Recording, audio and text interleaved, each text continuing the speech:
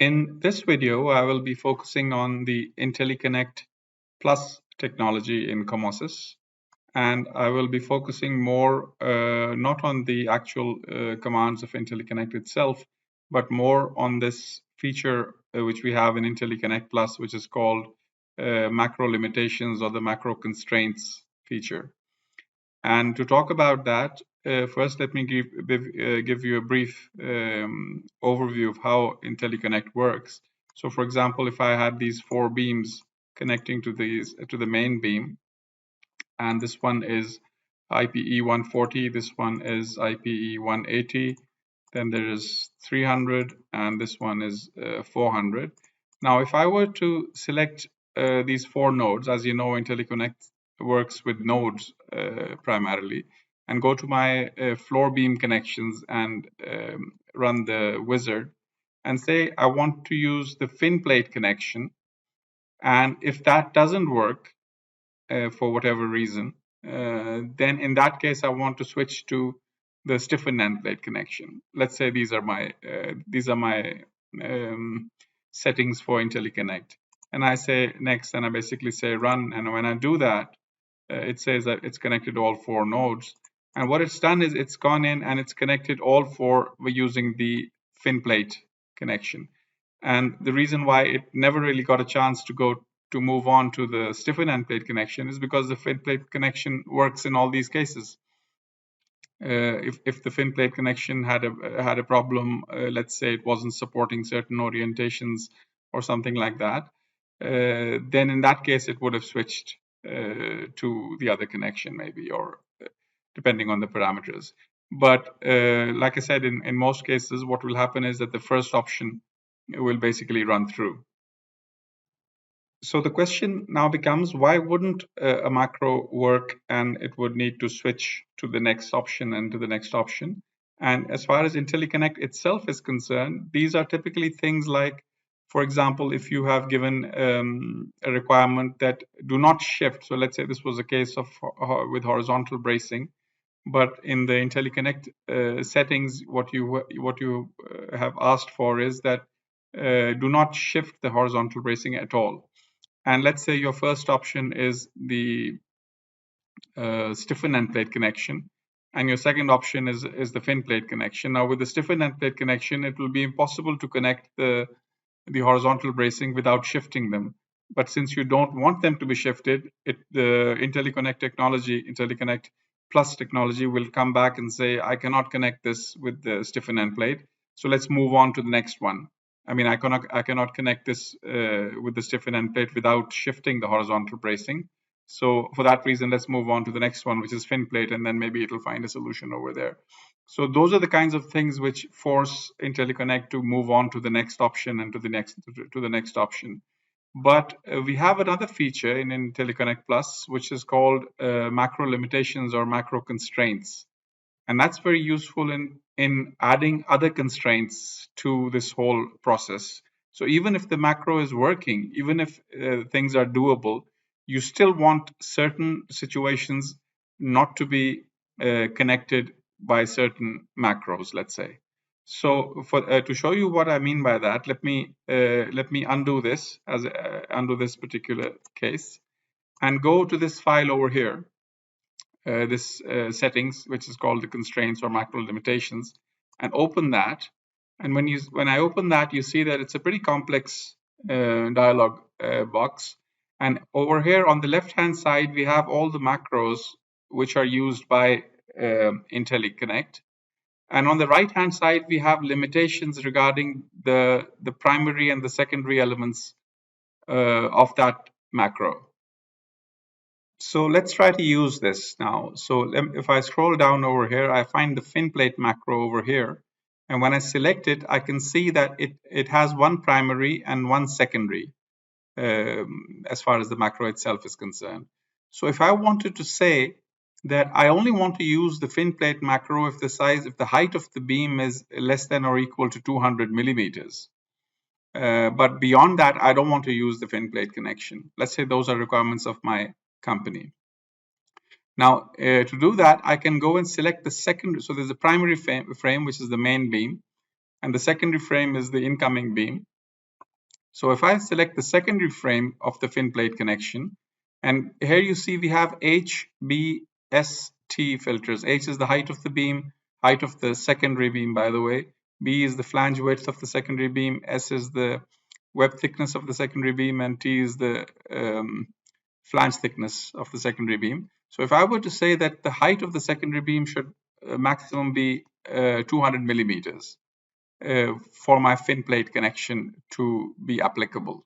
Now, this does not change the way the fin plate connection works. If you were to use the fin plate connection by hand, you can do whatever you want. Only when it is being called through the IntelliConnect interface, or IntelliConnect Plus interface, I should say, then only these limitations will be taken into account. So if I were to now set this at 200 for the fin plate connection and say save and close, now for the IntelliConnect Plus, these limitations have been set. So now with the new limitation set, now let me go back in and select the 4 nodes and go to my floor beams connection. And once again say I want to use the fin plate connection primarily, but if that doesn't work, I want to use the stiffen end plate connection. And if you remember previously, it was just running through all 4 nodes connecting with the fin plate. But now we've put a restriction on the fin plate connection that the height of the secondary should not exceed 200, which is basically the first 2 beams over here. And the last two will not satisfy that constraint. So when I have this thing set up like that, and I say next, and I just say run, what you will see on the screen is that the first 2 have been connected using the fin plate connection, and the last 2 have switched to the stiffen end plate connection, which was not possible just by doing pure IntelliConnect settings, because it would just run through all the cases, and every case would be possible by the fin plate command. But in this way, I have put restrictions of height on the secondary incoming beam. Now let's put a further limitation. So if you remember, for the fin plate macro, for the secondary member, we had put a restriction of maximum height of 200. Now for the beam to beam, let's find that over here. The beam to beam end plate connection, and for the secondary, let's put a limitation of 310 for the height. So anything more than 310, it won't connect by using the beam to beam end plate connection. And for the stiffen end plate connection, we don't have any restrictions. So with these restrictions, let me go into my, let me once again select all my nodes, go to my floor beams, and this time I could also want to put in the beam to beam end plate, but I want to say first use the fin plate, then let's move this one up, use the fin plate, then if that doesn't work, use the beam to beam end plate, and if that doesn't work, use the stiffen end plate.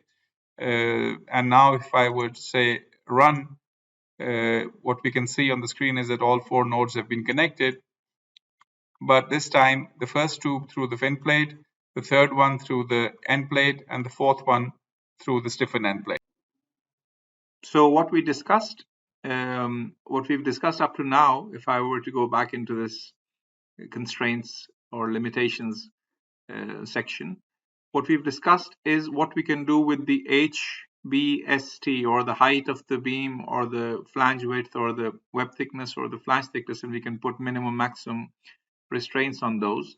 What we can also do is, if I were to select, for example, any one of these, let's say the flange plate moment connection, and I choose a secondary frame, then if you notice, we get some extra options over here.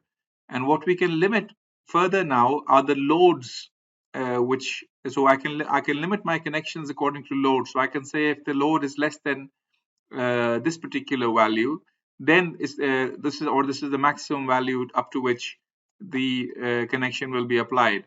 And you can have different values for axial force, shear forces, bending moments, etc. But it's actually even more than that. What you can also limit, if you notice that if I'm selecting the primary frame, then these options are not available. But for the secondary frames, I get these extra options regarding the loads. But more than the loads, I have this option over here, which if I click on that, I can actually select which so what I need to explain this figure. This is the red, green, and blue are the coordinate systems of the main member, and this pink one is the secondary member. So what it's saying is that so these are all the possible combinations which in which a secondary member can approach the main member. So the secondary member can be along the z-axis of the main member. It can be along the minus z-axis of the main member. It can be along, for example, the y-axis of the main member, the minus y-axis, or you also have choices of, obviously it will not be along the x-axis because then they'll become parallel, but it can also be in certain planes. So these pink ones over here represent which planes it can be in, and you can limit how or which planes or which axes are allowed for that secondary. And while the macro might work, the macro might not have any such limitation, but you can limit IntelliConnect to work according to these limitations. And these can have several uses. So let me show you a case in which I have limited the beam to column end plate macro for the secondary, and also for the fin plate macro. And the case I'm trying to create is a case like this, where I want the end plate macro to work from the web only, and not from the flange. And if there's a beam approaching from the flange side, I want the fin plate macro to work in that situation.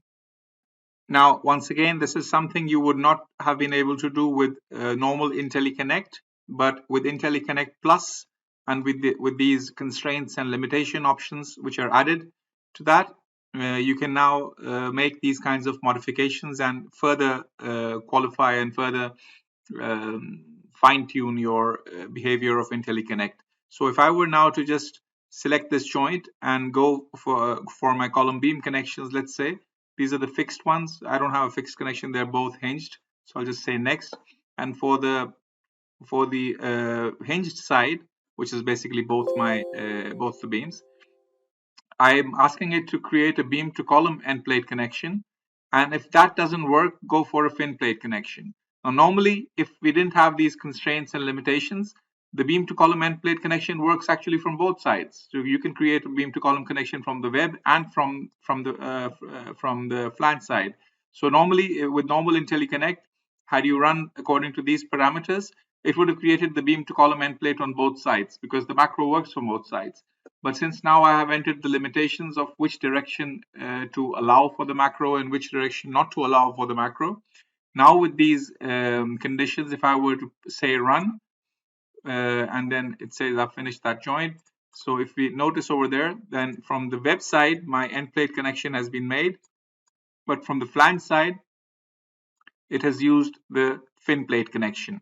So this is a very powerful way of further refining and further qualifying the behavior of IntelliConnect by actually limiting the possibilities of what the macros, of which situations the macro will be applicable.